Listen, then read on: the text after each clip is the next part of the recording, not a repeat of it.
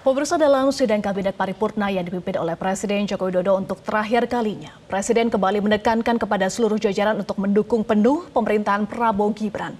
Apa sebetulnya makna dari arahan Presiden dalam sidang kabinet tersebut? Apakah Presiden Joko Widodo dan Presiden terpilih Prabowo ingin menekankan bahwa hubungan keduanya tetap kompak? Kami akan membahasnya dengan analis politik Ahmad Khairul Umam. Selamat sore, Mas Umam. Selamat sore, Mbak Eva. Ya, Mas Umam, Presiden Joko Widodo dan Presiden terpilih Prabowo Subianto sama-sama menekankan hubungan keduanya ini harmonis, bahkan tidak hanya sekali ditegaskan. Kenapa? Keduanya perlu sama-sama menjelaskan hubungan di antara Jokowi dan Prabowo harmonis. Ya, tampaknya komunikasi politik itu sengaja disampaikan sebagai sebuah upaya mitigasi terhadap proses yang per hari ini ada sejumlah dinamika yang tergambarkan dari beberapa situasi belakangan ini. Bagaimanapun juga hubungan keduanya tentu cukup baik, saling menguntungkan satu sama lain, dan termanifestasikan dalam proses dinamika politik menuju pemilu 2024 yang lalu.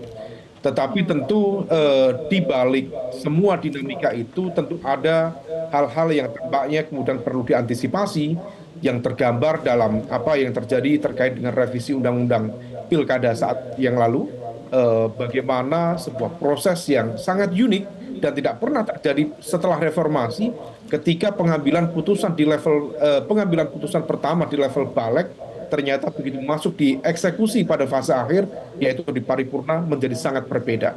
Ada yang menduga itu hal teknis karena anggota DPR tidak bisa masuk, tetapi tampaknya itu dipengaruhi oleh faktor yang sifatnya keputusan strategis yang melibatkan perbedaan cara pandang di antara dua kekuatan yang dalam bahasa lain yang tampaknya kemarin juga sudah diingatkan misalnya oleh Pak SBY, ada dua energi kekuatan besar dalam konteks ini seperti ibaratnya matahari kembar yang tidak boleh kemudian saling beradu. Nah, di dalam konteks ini tentu ini menjadi sebuah early warning system, dan di saat yang sama tentu di fase akhir pesan moralnya sangat baik supaya kemudian keberlanjutan itu tidak saling meniadakan, tetapi kemudian tentu bisa saling menguatkan satu sama lain. Tetapi tetap bahwa dalam satu pemerintahan komando tetap satu, jangan ada satu pihak memiliki rasa bahwa dirinya lebih berjasa, memiliki saham politik lebih besar, sehingga kemudian keinginan untuk cawe-cawe dalam pemerintahan baru justru kemudian semakin menguat, dan itu akan menciptakan instabilitas politik yang tidak produktif ke depan. Mbak Eva.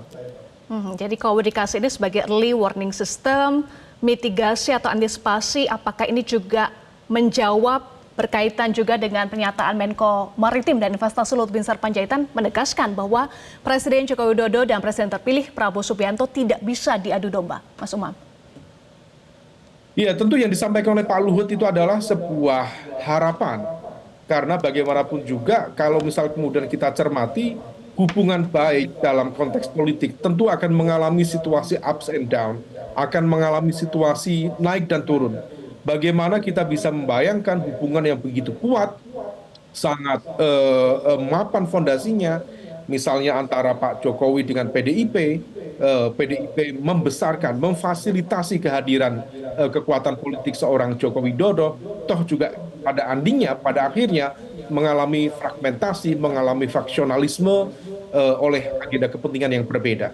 Dan tentu dalam konteks pola relasi Pak Jokowi dengan Pak Prabowo, potensi itu bisa terjadi.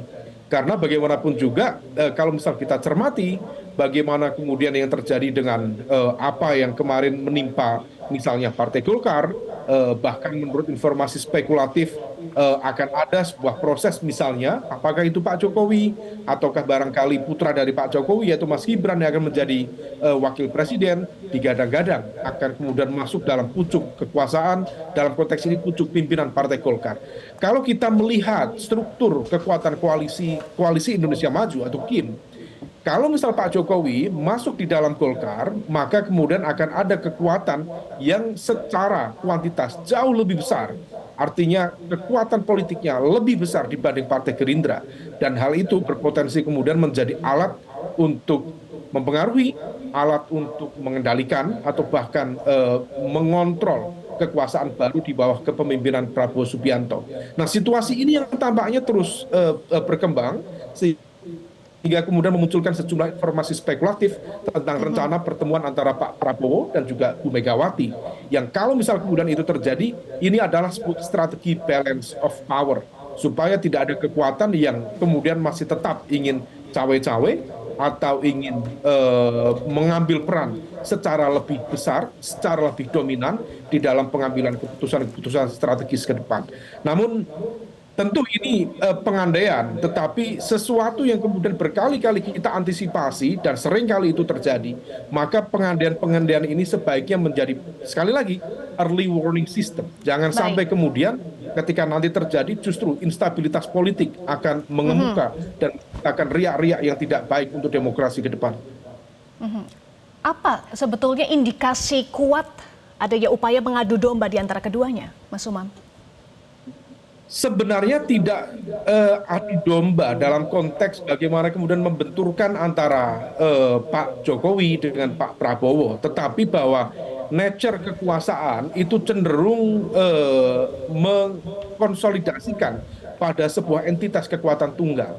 Dan kalau misal kemudian memunculkan dua energi kekuatan dari galaksi demokrasi, galaksi perpolitikan di tingkat nasional, maka hampir besar kemungkinan akan ada dua kekuatan politik yang akan berbenturan satu sama lain. Saya pikir per hari ini dinamika di jagat sosial, di jagat media sosial tentang isu bagaimana kemudian fufu-fafa misalnya akun itu saling menyerang satu sama lain, kemudian melakukan serangan secara terbuka terhadap Partai Gerindra, terhadap Pak Prabowo. Dalam konteks tertentu barangkali ada elemen kekuatan yang mencoba untuk membenturkan antara Pak Jokowi dengan Pak Prabowo sebagai sebuah realitas politik. Tetapi di saat yang sama, tampaknya benturan itu tetap menjadi sebuah potensi yang harus diantisipasi. Tanpa harus dibenturkan, maka potensi terjadi benturan itu masih sangat terbuka. Misalnya, bagaimana kemudian Undang-Undang One Team Press seolah kemarin sempat digadang-gadang, diproses sedemikian rupa dengan format semacam DPA pada era Orde Baru dengan potensi kekuatan yang lebih besar dari sekedar One Team Press. Meskipun nomenklaturnya itu berpotensi berbenturan dengan apa yang diamanahkan dalam Undang-Undang Dasar 45, tetapi upaya untuk mempengaruhi dan mengambil peran lebih besar dalam konteks kekuasaan presidensial tampaknya masih saja terus terjadi, tampaknya sedang diikhtiarkan sedemikian rupa. Nah, ini yang kemudian tampaknya perlu diantisipasi, jangan sampai fenomena matahari kembar terjadi, karena kalau misal kemudian itu terjadi, impact-nya bukan hanya terhadap instabilitas politik, tetapi juga efektivitas pemerintahan yang baru ke depan. Jangan sampai misalnya pemerintahan yang seharusnya bekerja secara optimal justru direpotkan bukan oleh kekuatan eksternal, bukan oleh kekuatan oposisi, tetapi oleh benturan dua pelanduk kepentingan yang ada di dalam koalisi SAR itu sendiri. Mbak Eva. Baik. Baik, terima kasih Mas Umam sudah bergabung bersama kami di Metro hari ini. Jelajahi cara baru mendapatkan informasi. Download Metro TV Extend sekarang.